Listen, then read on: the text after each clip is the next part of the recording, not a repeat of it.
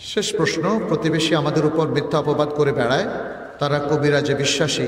কবিরাজ বলেছে আমরা তাদের উপর জাদু করেছি, তাই তারা সম্পর্ক ছিন্ন করেছে, এদের কি ঈমান থাকবে? আসলে আমাদের সমাজে অনেক মিথ্যুক কবিরাজরা আছে। আমরা খুব অল্প এদিক ওদিক প্রবলেম দেখলে কবিরাজে বিশ্বাস করি। আমি বহু লোককে দেখেছি তারা একটু সমস্যা বেশি থাকলে বলে যে আমার উপর কেউ জাদু টোনা করেছে। এবং আরও ভয়াবহ হচ্ছে, সুনির্দিষ্টভাবে তার কোনো আত্মীয়কে সে মনে করে উনি আমার উপর জাদু টোনা করেছেন। এটা বড় ধরনের অপবাদ। এটা কুফরি হবে না, কিন্তু এটা বড় ধরনের অপবাদ, কবিরা গুনাহের মধ্যে পড়বে। আর সম্পর্ক ছিন্ন করা এটাও কবিরা গুনাহ, সম্পর্ক ছিন্ন করাটাও কুফরির মধ্যে পড়বে না। এই জিনিসগুলো থেকে আমাদের এই ভাইকে তওবা করতে হবে, যারা একটা অনুমানের উপর ভিত্তি করে তারা সম্পর্ক ছিন্ন করেছেন।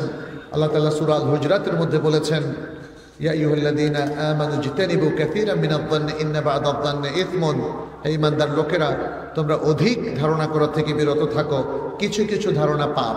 তাহলে এই ধারণা পাপ, এবং এই পাপের উপর ভিত্তি করে সম্পর্ক ছিন্ন করাও পাপ। আল্লাহ আমাদেরকে রক্ষা করুন, আমাদেরকে পাপমুক্ত জীবনযাপন করার তৌফিক দান করুন। এতটুকু বলে আমি শেষ করছি।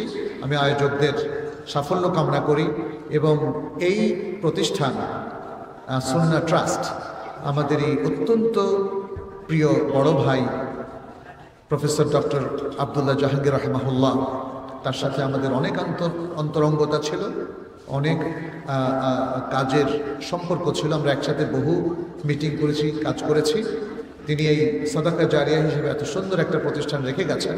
আমরা দোয়া করি আল্লাহ তাআলা এই প্রতিষ্ঠানকে সাদাকা জারিয়া হিসাবে কিয়ামত পর্যন্ত জারি রাখুন, এবং এর মাধ্যমে ভালো ভালো জেনারেশন, প্রজন্ম বের করুন, আলেম বের করুন, যাদের মাধ্যমে দেশ আলোকিত হবে। এবং যারা এই কাজে যারা নিয়োজিত রয়েছেন, আল্লাহ যেন তাদের জহুদের মধ্যে বারাকা দেন। এই দোয়া রেখে আজকের মতো আলোচনা এখানে শেষ করছি। হাদা সাল্লাল্লাহু ওয়া সাল্লামা আলা নবিয়িনা মুহাম্মদ ওয়া আলা আলিহি ওয়া আসহাবিহি আজমাইন। আসসালামু আলাইকুম ওয়া রাহমাতুল্লাহি ওয়া বারাকাতুহু।